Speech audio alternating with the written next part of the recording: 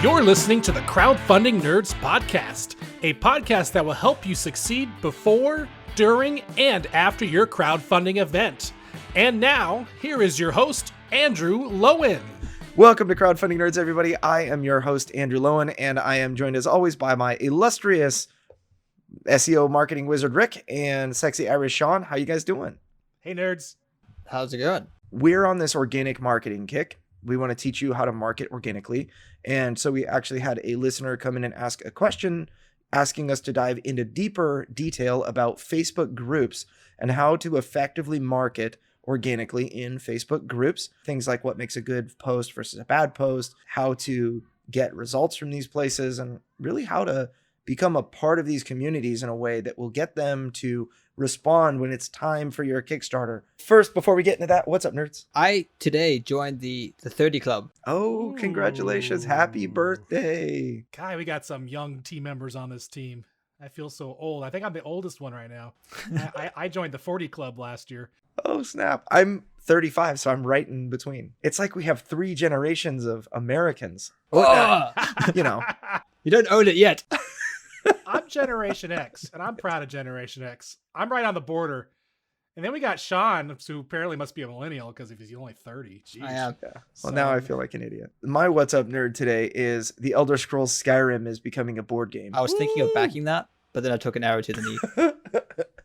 GameFound has wares. I have coin. I'll tell you what, if they execute Skyrim well, it could legitimately be one of the top funded board games of all time. And I think that if it was on Kickstarter and they had the right marketing push behind it, I really do think that it could rival Frosthaven or Kingdom Death Monster for the #1 funded board game of all time. I think that because they're going to GameFound, they're going to do exceedingly well. But I do, just based on the latest Kingdom Rush that's on GameFound, I think that it does a little bit. GameFound doesn't quite have the organic traffic that Kickstarter has at the moment. So I've been seeing the early results just from comparing the Kingdom Rush campaign that they're running now to the previous one. They probably would have raised more money on Kickstarter. It's just my guess. Not for certain, but I think that the sky is the limit with this Skyrim campaign because people will find it. It is very newsworthy. People will seek it out. And I think that it might, who knows, might be a really big break for GameFound. A really big break. I do expect that easily over 10,000 people will jump in and that it's going to be huge. Yeah, I definitely agree with you. I think that this is going to put GameFound like up there. Because GameFound, when they first started with their own game, it was phenomenal. But of course, it was their own game. So this is going to be, proof that, their system works by having a third-party site with a big following and a big group to come on their site and promote their crowdfunding project. So I definitely think that GameFound is going to blow up really big, all because of this, and I think it's going to be pretty cool to look at. Yeah, absolutely. So let's move into our topic at hand. Rick, you want to start us off there? Yeah, we actually we got an email on our website from Alex Generous. He says, I've really been enjoying the show. I'm something like 3 years out from starting a Kickstarter board game, so you all premiered at a great time for me. In episode 11, you talk about joining Facebook groups and being a contributing member before ever pitching your game. He goes on to ask if we can provide some concrete examples on how to do that and what makes a good post versus a bad post. And then he finally says, I know my attempts to become a part of these communities have been really unsuccessful, and I bet other people are in the same space. Well, first of all, thanks, Alex, for asking that question. Really appreciate when anyone sends us an email and lets us know that they appreciate the content. We're really thankful to have anyone that wants to listen to this. So as far as the inquiry, Facebook group stuff is a moving target. There's not a perfect formula to solve the problem of the Facebook group. It's going to be something that you'll have to try and fail and try again and fail again and try again. And every once in a while, something is going to work. I will give you concrete examples from my own experience because I have a lot of experience personally interacting in Facebook groups and also other places that have, along with firsthand case study examples of things that, one example, I earned almost 400 emails from a single Facebook group post in 4 hours. So and another one I earned like over 100 emails from a single post. And I was kicked from a Facebook group once, and I begged my way back in, and now we're friends. Do you guys have any kind of opening thoughts? Every Facebook group is different, and even the platforms are different. I've personally found in my own experience doing organic marketing on Reddit, for example, extremely difficult, because they have a lot of bots which just auto kick you. So even if you read the subreddit rules and you play by them, sometimes they just auto ban you because you don't have enough karma, or you haven't really engaged in the group long enough. And that isn't very conducive to marketers, because it requires a great deal of time to invest on Reddit to even get the privilege to even post that. And you might not even find that your posts are well received, even if you do eventually earn the ability to do that. So I would say for organic marketing, unless you already are involved in that community and you have an account with lots of karma, South African accent coming out there, I would avoid Reddit on those grounds. I think Facebook's a better place to jump in. Yeah, as Andrew said, trial and error. Every group is different. And Andrew, do you want to talk about that example of the post that you said you got 400 emails in 4 hours? Sure. Yeah. I cracked the code of Reddit before too. I made a post on a subreddit called the Entrepreneur subreddit. And for its time, it was the number 4 highest upvoted post of all time on that subreddit. I actually got thousands of people, about 1,000 people a month, to my website for my marketing business, for nextlevelweb.com. At the time, it was called California Web Options, but 1,000 people a month for like 3 years. So anywhere, but and then it kind of trailed off, went from 1,000 to like 500, and now we still get people. I mean, years and years later, I still get people saying thank you for writing the cold call script and whatever from that Reddit post. And you're right, when it comes to Reddit, it is so much it's probably the most extreme. It does actually, Reddit and Facebook groups have a lot in common. So I think using Reddit as a case study to illustrate a point might be useful for everybody. So Reddit, you have your entire post history. And I actually don't like to use Reddit very much anymore. I find it's kind of a toxic place, and I just wasn't happier using Reddit. So I decided to just minimize my use of Reddit. What people will do when you make a post, if it's a post with good information, let's assume it's a post with good information that isn't just outright against rules or anything like that. You'll have people that go into your post and might read what you say, but they will click on your username. They will look through your post history and see how many posts has this person actually made. I know this because I've actually done this many times, where I'll look at somebody's post history and say, this is their first post in this thing, or this is a new Reddit account, or whatever, and immediately downvote, no matter what the content is.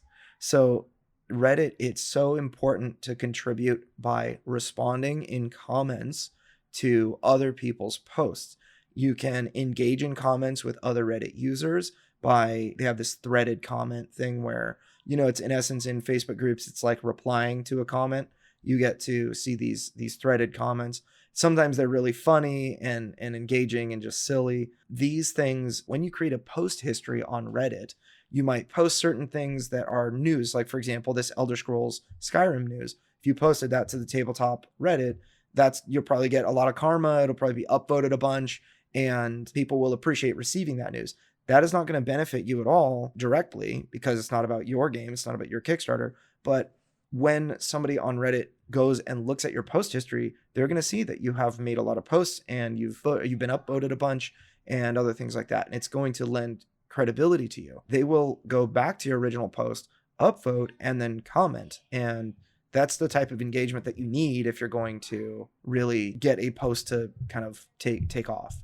Facebook groups, really similar, where somebody will look at your post, look at your name, and if they recognize you, or in Facebook's case, if the post has more value, or if the post has value, that's a greater, we'll say a greater percentage of the equation. If you give great value, or you have a really cool image, or whatever it is, you stand a better chance of actually getting that person to like and engage with your content. The key to Facebook groups is getting people to engage with your content.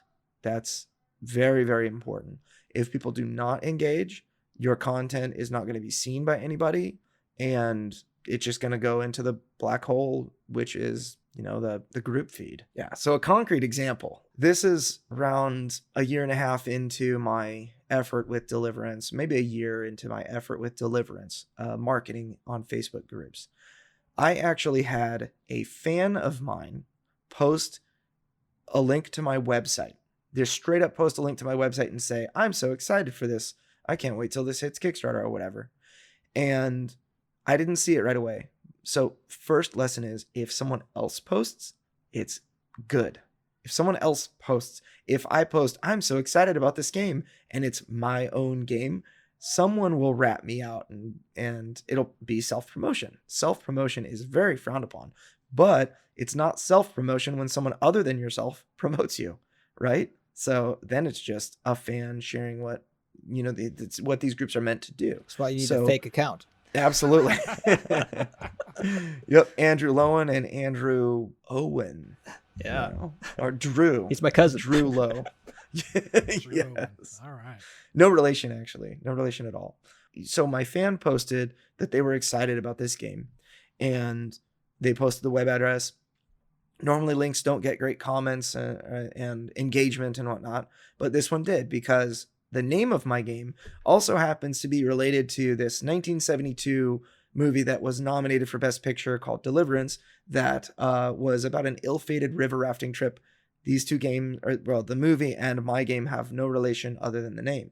And in said movie, there was a lot of banjo playing, and there was a very unfortunate scene in which someone is made to squeal like a pig. I don't want to get into it any more than that, but I got a ton of banjo memes, people making fun of the name, people talking trash and just throwing shade. And there were other people that were like, that's mean. That's not very nice. You shouldn't be throwing shade like that. Let the guy name the game whatever he wants.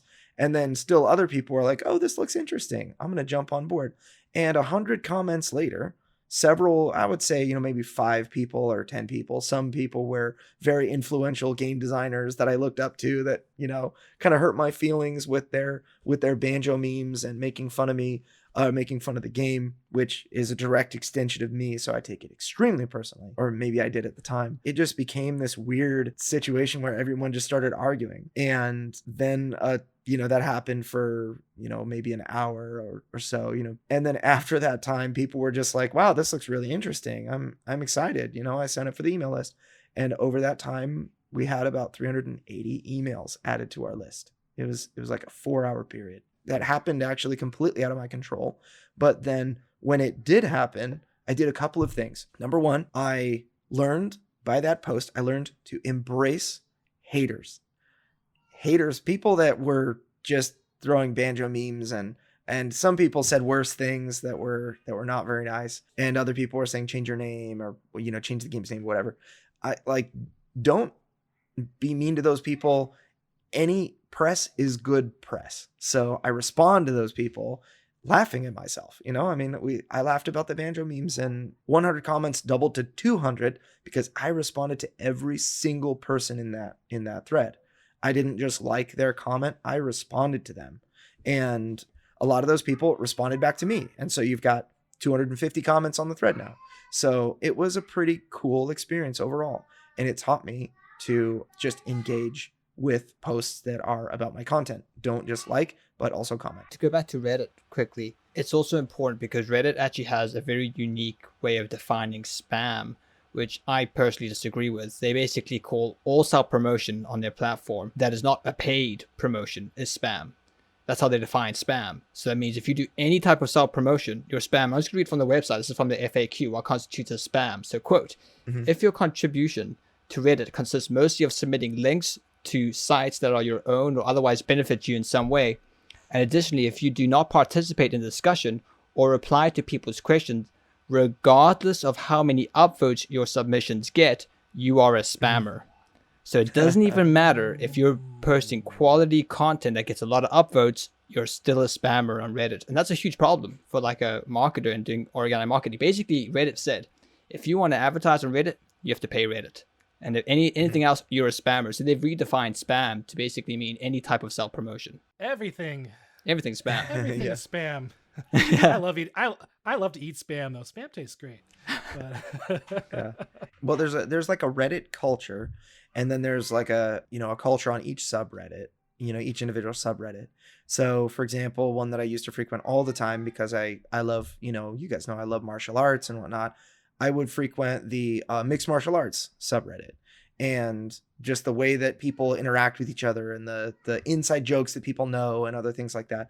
It will help you if you know those things and you can reference those things. You can totally post links that, I mean, you're not going to be, banned by Reddit proper or something like that. You don't have an overall bot that looks to see if you've done those things. You can totally get away with that stuff. I mean, people do it all the time on Reddit. Just because they define it that way to benefit themselves doesn't mean that's true. I suppose it influences the culture of the entire site, doesn't it? So over time, that eventually will become the definition of spam. So you posted like, "Oh, you're a spammer, get out of here," So Yeah. So as the elder of this group, I have some sage advice to share with our audience. Back in the good old days, of internet, we didn't have no Facebook or no Reddit. We had Excite and AOL Instant Messenger and all that cool stuff.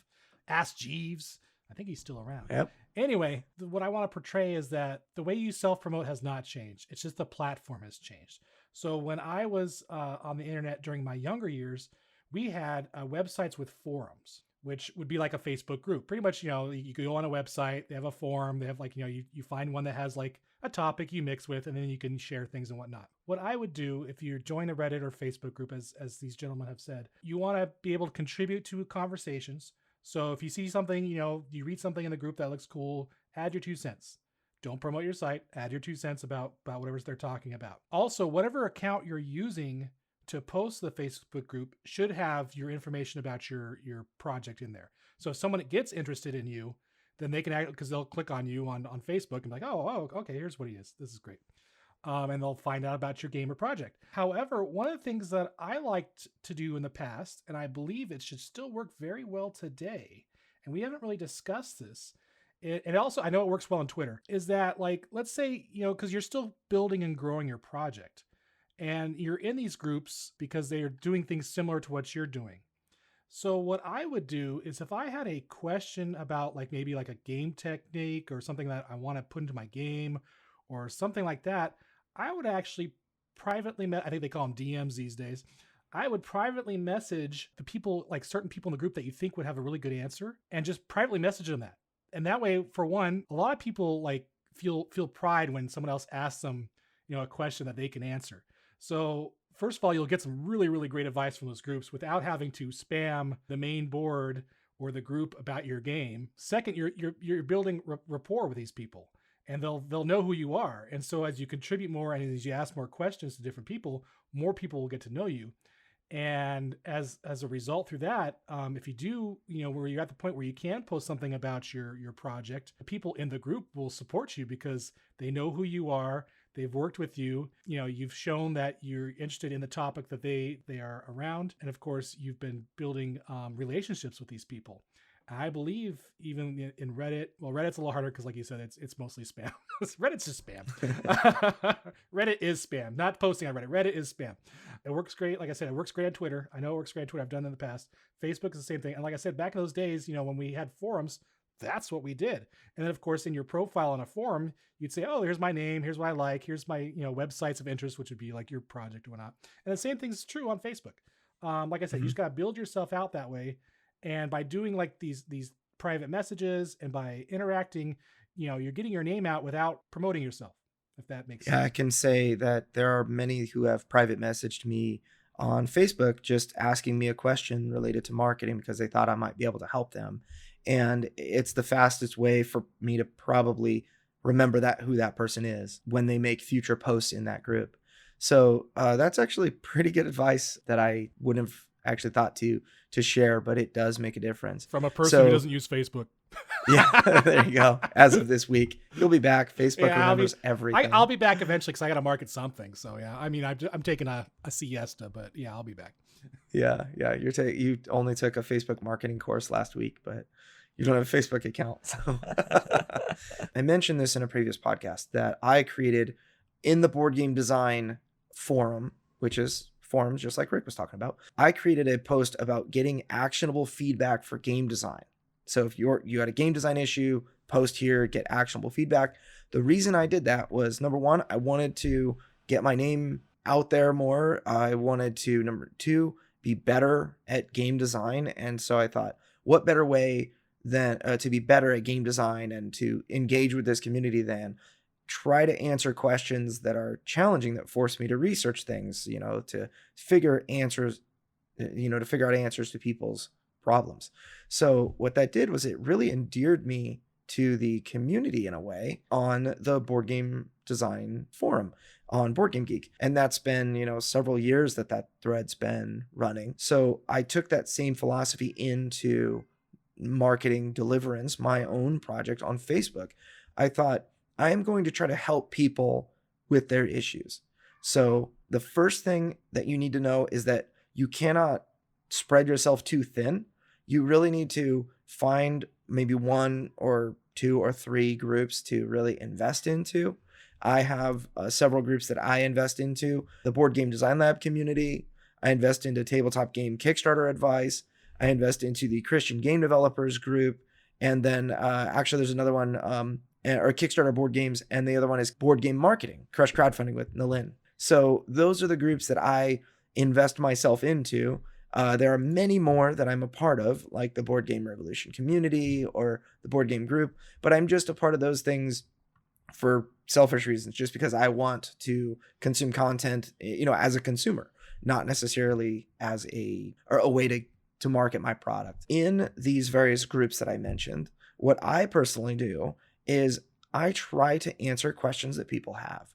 So one of the most important things you can do is to quote unquote engage, is to answer questions, give feedback. And, when people, share a post like, hey, this is my new logo, or what do you guys think of my box cover? Or, do you want A or B? Engage with that post and actually give an answer. Just think about it for a second and give an answer. If you like the post, that's not enough. That's meaningless. They want to be engaged with. And just like you were saying, Rick, when somebody gives you a private message or a DM, they are asking for your feedback. And when you give it to them, they appreciate it. So in a comment, it's the same thing. It might not be quite as memorable as a direct message, but you're going to have many more people that see your name, that see your feedback, and that say, wow, this was great advice, whatever. I've had people start to market for us, as our marketing company. I had somebody tell me today that I added on Facebook today as a friend that said, oh yeah, I always reference your company when I recommend your company when it comes time to market. I've never marketed for that person, but I've shared evidently a lot of great marketing advice that makes him confident that I would be a good marketer for those that he knows.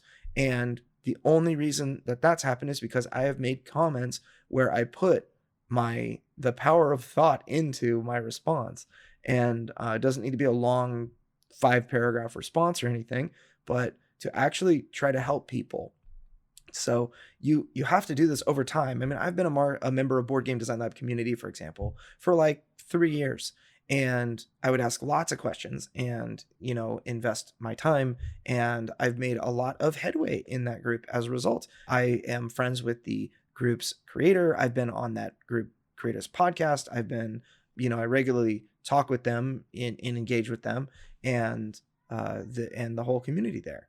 So if you think that you can come into a community and say, oh, I'm now interested in posting on Facebook groups because I have a project that's coming up in the next 3 months, you are a little late to the party.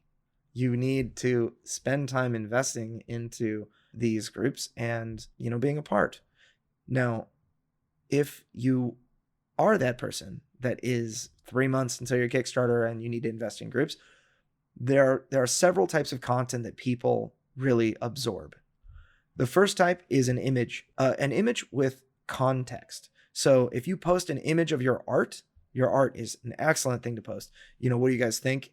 That type of comment alongside your art, as long as people have context as far as what that is or what you're asking or why you're sharing that, those are excellent things to post. So art works in progress. You can ask questions about how how they like it, or what, if you have a version A or a version B, you can ask, which would you guys prefer, lots and lots of other questions. Again, none of these involve links. So post your image. You can always respond to interested people that are looking to know more with a link to your Kickstarter page or a link to your website address or your Facebook group in comment replies. That's totally legit. But an image and asking a good question, those can be a part of the same post, or they can be separate. Sean did a post in a group about just asking a simple question. Got a ton of responses. Actually, you want to talk about that, Sean? Yeah, sure. So it was basically building off our previous podcast episode where we spoke about the worst marketing advice we'd ever received. So I just went into this group and asked people, hey, what's the worst board game marketing advice you've ever received? And it got a lot of responses and some really good ones. And I think a lot of people could just look at the comments and learn a lot. And we haven't even marketed there, but that would be an example of where if I wanted to put a link, I could say, oh, I've got some examples in this podcast. I spoke about it. I haven't done that, but that's something that you could go on to do. And that's just sort of the example of you're trying to create a conversation, a discussion, so that people can actually get something valuable from looking at the comments. Oh, I actually learned something. I can learn from all these people's experience. Oh, look, and there's a podcast now about this topic that goes into even more detail. I think I'll give that a listen. And that's basically the idea. There's no formula to this. You sort of have to be creative and think, how can I help people, and how can I give, and how will this be received, and what's the perception of this? So yeah, it's about building that e-fame, those e-credits. The things that I'm thinking at the time are oftentimes things that I will post. I don't premeditate when I go to a Facebook group and post something. I rarely have a premeditated plan. Like I don't have some Excel spreadsheet written down with questions that I can ask in Facebook groups or whatever. I know some people that might be part of their process where they would actually want to write things down, but I find being a little bit more spontaneous actually helps quite a lot in Facebook groups. And you know what? If, let's say, Sean, you were to ask, oh, by the way, an easy question, not a super complicated 10-part question or whatever, but if you were to ask an easy question and you don't really get a response in a particular Facebook group, go ask that exact same question in another group. It's totally fine. You want answers or whatever. I mean, find the group that engages more and focus more on that group. You have a limited amount of time. You don't want to spam every single group with your same post. People can kind of figure it out if you shared one post to 10 groups or whatever. You do want to, get engagement. And if one group didn't work, share it another. So other examples of things that people really love free resources, information that's relevant to their hobby, their interests. For example, the Skyrim, an article about the Skyrim board game would be super pertinent if it's today. I mean, when this podcast airs, it's going to be several days after our recording. It would have been very pertinent. Maybe something related to an image of you playing a board game with your family or something like that. That'd be great to talk about, the games that you like and that kind of thing. In general, I like to keep it positive. I don't like to tell people, sometimes if you have a personal experience with a game that's negative, you might share that, but people do gravitate more toward positive things. So I do have another elder sage advice. This is coming from, of course, I'm SEO Wizard Rick, so my stuff's coming from the SEO world, but applies to this stuff as well. So when people are on search engines, there's 3 types of searches that they usually perform. It's either navigational, informational, or transactional. So for navigational, that's like people they can't find their bank login, so they go on Google and be like Citibank login. So that's navigational. Informational are people who are trying to acquire more information about something. They already know what they're looking for or what they need, and they just need a little bit more information. For example, someone who lives in Texas may search Austin home prices, or someone who's looking at TVs may do a search for LCD TV reviews. And then, of course, the last one is transactional, which is people who want what you have, and they want to they type in what they're typing your product name in, or they're saying buy insurance now, etc. And that's transactional. Those, of course, when it comes to search engine optimization, we aim for those types of searches because those are people who are willing to buy. Now, when it comes to promoting self-promotion and doing it on other things like Facebook groups, Reddit, or forums, or however, whatever platform you wish to use, you want to stick to navigational and informational. Because transactional is is pretty much you self-promoting, and you don't want to do that out of the box. So you want to be able to go in a group and like provide information, like, for example, navigational. Like, hey, I found this great website on how to manage a board game and make sure, like, here's a checklist on all the things you need. That's great. That's navigational. Informational, that's all of Facebook's about. People are always asking questions. They're like, hey, does anyone know, what the best place to publish or to print my cards are, where, I can get like a sample of my work. So when you're posting or when you're responding, I would focus on those two types of responses: navigational, informational. And like I said, for now, when you first start out, leave the transactional, leave your website in the background, have it on your profile. Sorry, it sounds like I'm regurgitating myself, but I just wanted to say that. No, it's good SEO information. world, People need to hear it again 7 times in 7 different ways from 7 people. That's what I would stick to, because when you get you're working your way up. So you're, like I said, you're showing people that you're interested. You're showing them websites that interest you, that would interest them. You're also, as you get more involved and you get more knowledgeable, you can share how you've done things, which is your information. And of course, eventually that will lead to them wanting to know more about you and your product. There's this formula. It's not a formula. It's a process. It's called AIDA: attention, interest, desire, action. So it's really, I guess, a funnel that a consumer would trickle down in order, in the process of purchasing a product. So attention, you're just looking to get people's attention. So this example of advertising that fits in this category is a billboard on the side of the freeway. You didn't know even that the thing existed until you saw it for the very first time. You saw that this band is playing at a local casino or whatever concert, or, that you could get insurance for less, and here's the company or whatever.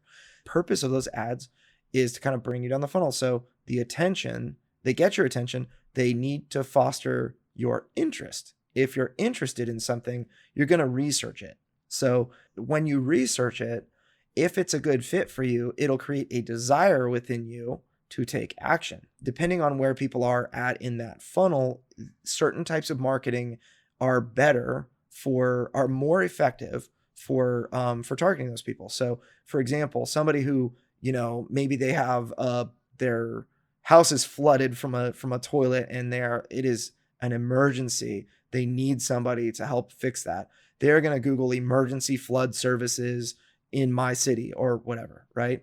That is somebody who is extremely likely to take action very, very quickly. And as a consequence, those types of keywords cost a lot of money in order to, on Google. If you want to rank for a keyword like that, you can either pay Google ads or you can try to rank organically. There is a lot of competition for a phrase like that, because that job can end up being, $10, $20, $30,000 repair, right? That insurance covers and all that. So, but before that, when you're looking to catch someone's interest and create a desire within them, it's really, really tough to get somebody interested in how to solve a flood problem, right? So unless you create, you might have articles. Yeah, seriously. You might have articles that talk about how to solve a flood issue, maybe how to turn your water off in your house, or how to, save your nice wood floors, that you can use vacuums for sucking up water. You can whatever, use towels and clothing and whatever. This will help people. It will arm people with information that they can then later use. But in the board game space, or when you're marketing any product on Kickstarter, you have someone's attention already. When you go to a Facebook group on that particular topic, all you need to do is create intrigue. That's really the goal. You're not looking to. So when people put their Kickstarter link, that's an attempt to create desire. So I want that game. That's kind of what happens. But if you get someone interested and they do a little research, they might create desire within themselves for you. And when that happens, they're going to ask, where can I go find more? Where can I back this? You'll get memes that people, that shut up and take my money meme or whatever. That's really where you want to play. And you'll offend more people if you try to insert them further down into the funnel than they want to go. So if you try to share things that should foster desire to cause people to take action, that's your Kickstarter link or a link to your website. They're not interested enough to go to your website. They're not interested enough to go to the Kickstarter page. But if you share information, for example, a really cool art piece, and just, I did recently this last week, my company's logo, I created a logo with a lion with wings that has a heart kind of in the wings, and just said, I'm really proud of this. I thought about it, and I'm really happy how it turned out, and I just wanted to share it. I had hundreds and hundreds of people like and comment on, over 200 in, one group alone, like and comment on that just because it was cool. Now, there were several people in that thread that asked, and that was just, 2-3 days ago. There were several people in that thread that asked me, what games is this company producing? Because this logo looks really cool. I want to know what games they're producing. Guess what I did? I shared my website address, and that became the top comment for a thread that had hundreds of people liking and commenting just this week. It, funny enough, had nothing to do with Deliverance, but I got another 40 people or whatever this week just to subscribe to my email list for Deliverance. And that was kind of cool. But, a couple of people in the Facebook group, a bunch of people on the email list. And that was all because I just wanted to share something that I thought was interesting. One thing I'd like to chime in is, last week we spoke about some of the worst marketing advice we've ever heard. But some of the best marketing advice I ever heard was this, that no one will pay you to do something you have never done before. And that sort of kind of goes into the theme of really building credibility as an authority in like a certain space. This is where, going in and sort of talking to people and sort of building that, being known in the community as someone who can speak in this area is really important, because no one's going to pay you to do something you've never done before. So you need to be able to demonstrate that you have experience, that you have expertise, and the thing that you're trying to persuade people and taking action, because there's a difference between having like theoretical knowledge and knowing how to theoretically do something. It's very different to actually be able to demonstrate that, yes, I've actually done this, and here's how it happened, or I've done something very similar to this, and this is how it was. And that, I think, is going to help you frame a lot of your social media marketing and your posts. And that's more of I suppose it's more of a broad philosophy to take to things, but it's very important to keep in mind that no one will pay you to do something that you've never done before. So it's very important that you can demonstrate that you can actually deliver on your promises. Well, the best marketing advice I ever received, it's at least among the best marketing advice I ever received, is very simple. Do something. Do something.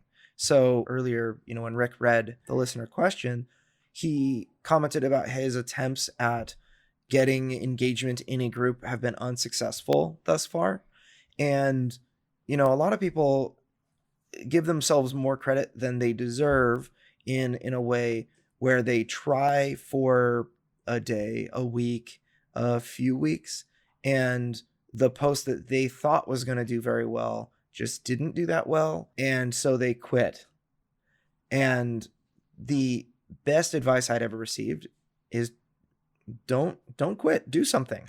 You've got time, you've got effort that you can spend and energy that you can spend. Do something with that. And, you're not going to be amazing right out of the gate. There are some people that just so happens the way that they think, the way they see the world, it will be easier for them. For me, it was actually quite hard. I tend to be, I can come across in a way brazen and sometimes offensive in the way that I would present something, meaning I kind of break some of the standard group rules or whatever. I get really excited and I want somebody to know about a thing. I would be the guy sharing my Kickstarter. Like, I'm so excited about this, right? And so I've had to work for many years to kind of unlearn a couple of my natural habits and do better. So if you are unsuccessful in your attempts, I would say just keep working at it. Like I said, I don't know if I'm proud of the fact that I was kicked from a Facebook group for breaking their rules and being a total, whatever it is, whoring out Spammer. Yes, that is a much better word than the word I was thinking. Spamming.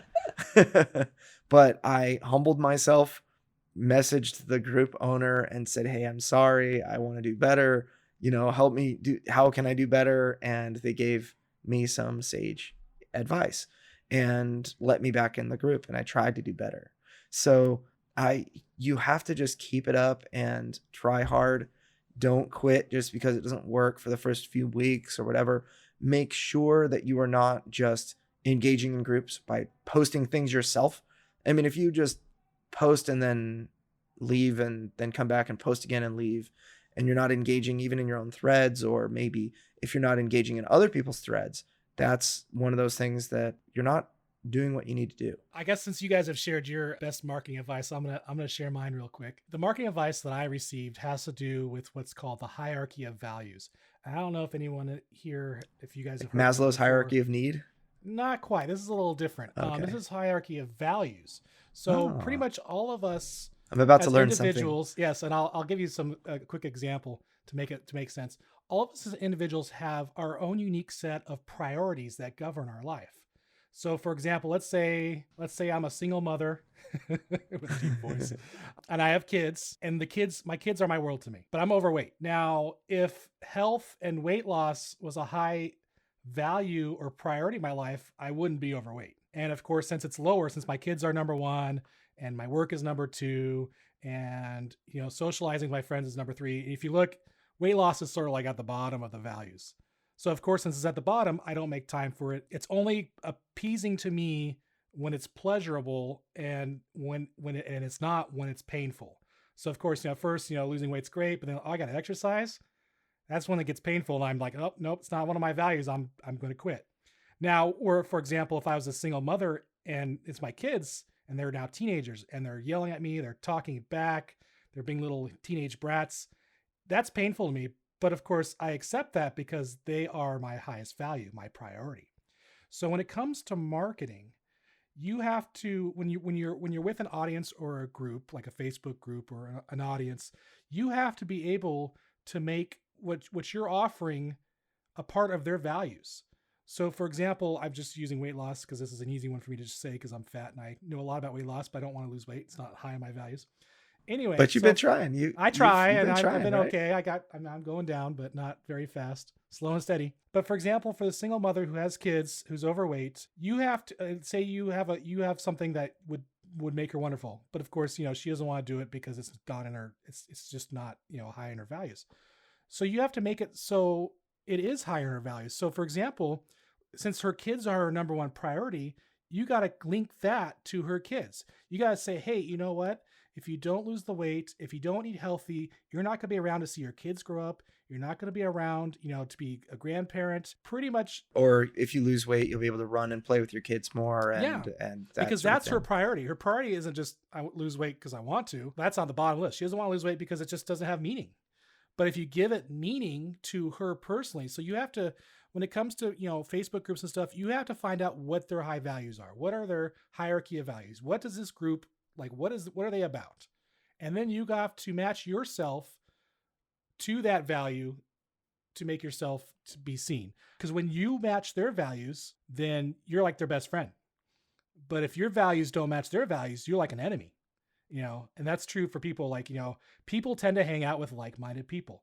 So, and I do a lot of SEO work. So I hang out with, I check out the SEO forums. I do this. That's what I'm interested in. That's my passion. But like weight loss, you don't see me going on weightwatchers.com or whatever, because it's not my value. So, and of course, and if someone like comes up and says, SEO is dead, SEO sucks, well, they're going to be my enemy because their value does not match my value. So that's the way it works. So the marketing advice that I received, and I can go like on a whole podcast on this, but I don't have time for that today. But like, cause there's some really cool things you can learn, but pretty much your job as a marketer is to take whatever you're marketing and bring it up there with their values. You got to connect it to their values, to what they need. And when you could do that, you're golden. It almost sounds like it's the hook of a game, right? Going back to board game, design and marketing, really where the roads meet, is that every game needs a hook, a reason that you would want to play this and buy this instead of something else, right? And that it sounds like we're speaking the same language using different terms in a way where if my hook is that this is a dungeon crawl with no randomness and ultimate strategy and is extremely hard, very much a roguelike game, that's going to appeal to certain people. And, if it has this theme with angels and demons and whatnot, then I don't even need to explain how the game works. Some people are going to already be sold. So other people will be interested in an engine building, competitive, economic, maybe a longer game that is, has deep strategy and is competitive. Maybe other people are interested in theme only, like Wingspan, for example, sold a lot of people. I guarantee you a ton of people got into board games by playing Wingspan first, even though it's not exactly like an entry level game. It's nothing like your typical Monopoly or Guess Who or, Don't Step in It or whatever. It's a thicker game, but because the theme is so interesting, there are a lot of people who love bird watching. You're going to get people. You may have more than one, as Andrew said, hook. So, for example, here's a really good one that happened. This was a couple years ago. I think it's been a couple years now. There was a guy who created a disc golf board game, and he put it on Kickstarter. And he actually promoted to 2 different markets.